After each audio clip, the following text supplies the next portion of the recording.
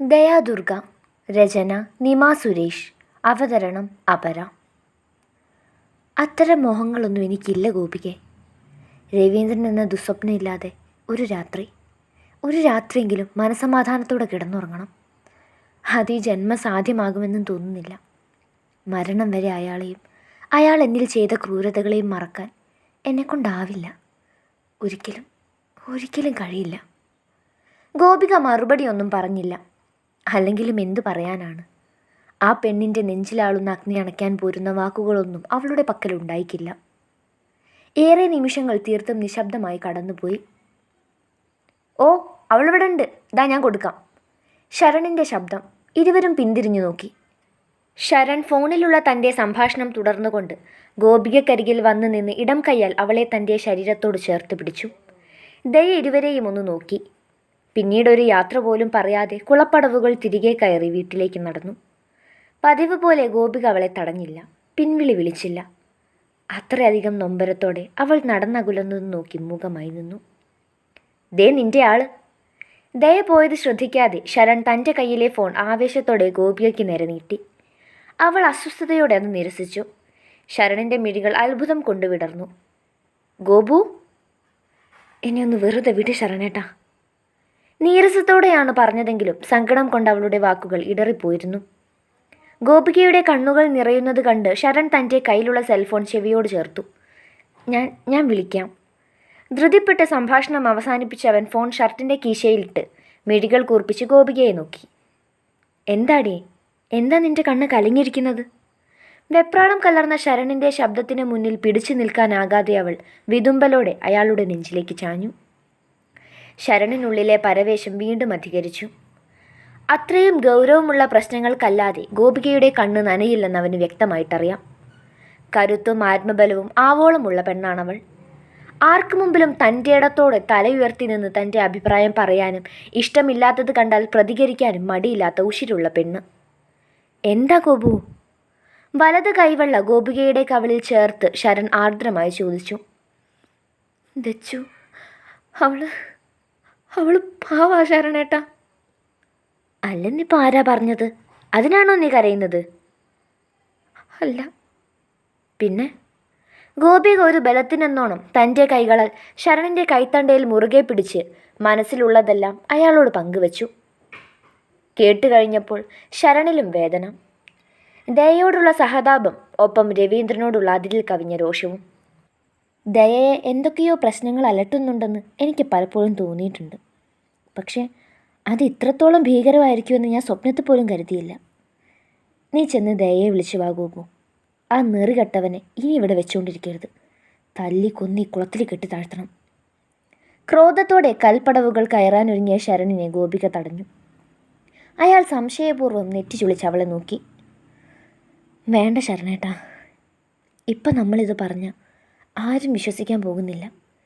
ഇവിടുള്ളവരുടെ മുമ്പിൽ അയാൾ മാന്യനാണ്, ഒരു കുറവുമില്ലാത്ത തികഞ്ഞ കുടുംബസ്നേഹി.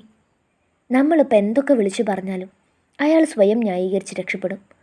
ഒപ്പം നിൽക്കാൻ അയാളുടെ ഭാര്യയും മക്കളും ഉണ്ടാവും. അതുകൊണ്ട് ആരും ഒന്നും അറിയണ്ടെന്നാണോ നീ? അല്ല, എല്ലാവരും അറിയണം. പക്ഷേ ആ സമയത്ത് ഒരിക്കലും അയാൾക്ക് ന്യായീകരണങ്ങൾ നിരത്തി രക്ഷപ്പെടാൻ കഴിയരുത്. അയാളുടെ ഭാര്യയും മക്കളും അടക്കം ഈ വീട്ടിലെല്ലാവരും അത് വിശ്വസിക്കണം. അവസരം നമുക്ക് കിട്ടും ശരണേട്ടാ, ഉറപ്പായും കിട്ടും. ആത്മവിശ്വാസത്തോടെ പറഞ്ഞവളെ നോക്കി ശരൺ ദീർഘമായി നിശ്വസിച്ചു. മനസ്സിലെ ഭാരം ശരണിനോട് പങ്കുവച്ചപ്പോൾ പകുതി ആശ്വാസം തോന്നി ഗോപികയ്ക്ക്. എന്നാൽ അപ്രതീക്ഷിതമായി ശരണിനൊപ്പം മറ്റൊരാൾ കൂടെ എല്ലാം കേൾക്കുന്നുണ്ടെന്ന് അവൾ അറിഞ്ഞില്ല. ദയയെ അറിഞ്ഞ്, അവളുടെ വേദനകളും യാതനകളും അറിഞ്ഞ് മറ്റൊരാൾ കൂടെ. മുറിക്കൊരു കോണിൽ കൂനിക്കൂടിയിരുന്നു ദയ.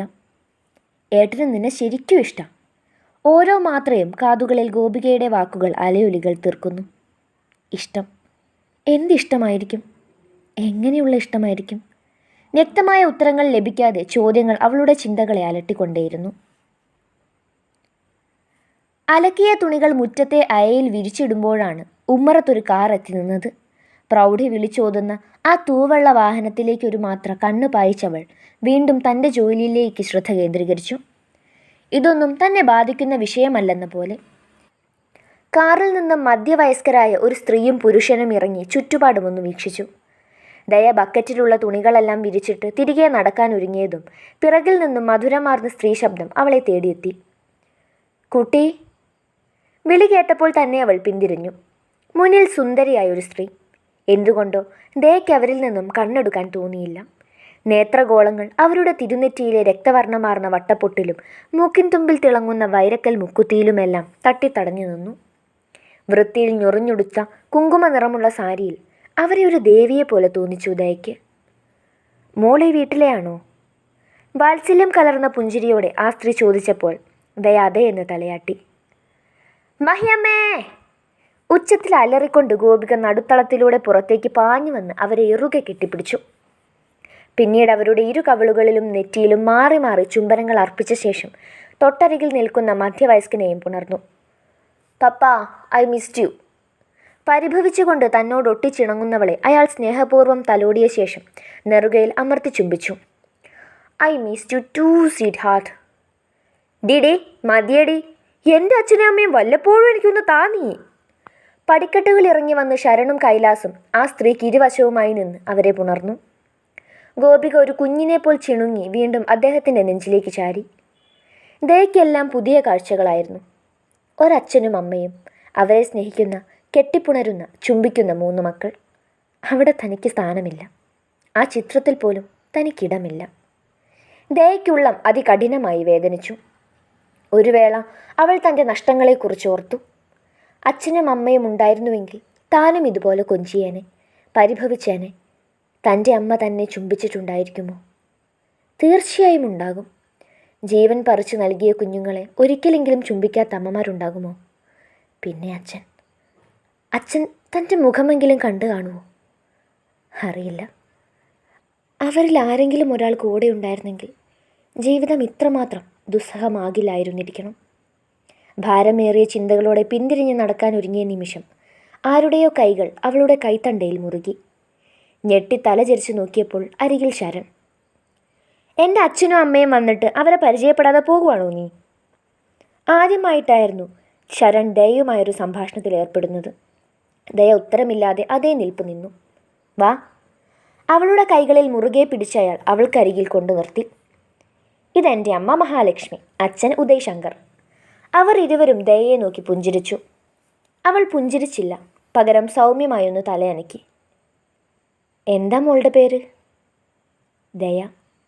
ശരണിൻ്റെ അമ്മ സ്നേഹം നിറഞ്ഞ പുഞ്ചിരിയോടെ ദയയെ തഴുകാൻ കൈ നീട്ടിയതും അവൾ അത് നിരസിച്ചപ്പോൾ പിന്നോട്ടൊരടി നീങ്ങി. തൊടണ്ട, അപ്പടി മുഷിഞ്ഞിരിക്കുക. കുടുംബാംഗങ്ങൾ ഓരോരുത്തരായി ഉമ്മറത്തേക്ക് എത്തിത്തുടങ്ങിയപ്പോൾ ദയ പതിയെ ഉൾവലിഞ്ഞകത്തേക്ക് നീങ്ങി. അവർക്കൊപ്പം നിൽക്കാൻ തനിക്ക് അനുവാദമില്ല. അഥവാ നിന്നാൽ വാക്കുകളാൽ വല്യമ്മ തന്നെ 100,000 ആവർത്തി അപമാനിക്കും. അടുക്കളയിൽ കയറി ചായയ്ക്ക് വെള്ളം വെച്ച് ദയ ഉമ്മറത്തേക്ക് ചെവിയോർത്തു. മോളെ ദച്ചു. അടുക്കള വാതിൽക്കൽ വന്നു നിന്ന് രവീന്ദ്രൻ ദയയെ വിളിച്ചു. അവൾ ഞെട്ടി പിന്തിരിഞ്ഞു. നോട്ടം അയാൾക്ക് പുറകിലേക്ക് നീണ്ടു. ആരുമില്ല. എല്ലാവരും മുറുകിയ സംഭാഷണത്തിലാണ്. അയാൾ അവൾക്കരികിലേക്ക് നീങ്ങുന്നതിനനുസരിച്ച് ദയ പിന്നോക്കം ചുവടുകൾ നീക്കി. അടുത്തേക്ക് വരണ്ട, ഞാൻ വിളിച്ചു പോവും. പതർച്ചയുടെ ആണെങ്കിലും ദയ അയാളുടെ കണ്ണുകളിൽ ഇട്ടുനോക്കി പറഞ്ഞു. രവീന്ദ്രൻ്റെ കണ്ണും മനസ്സും ഒന്നുലഞ്ഞു.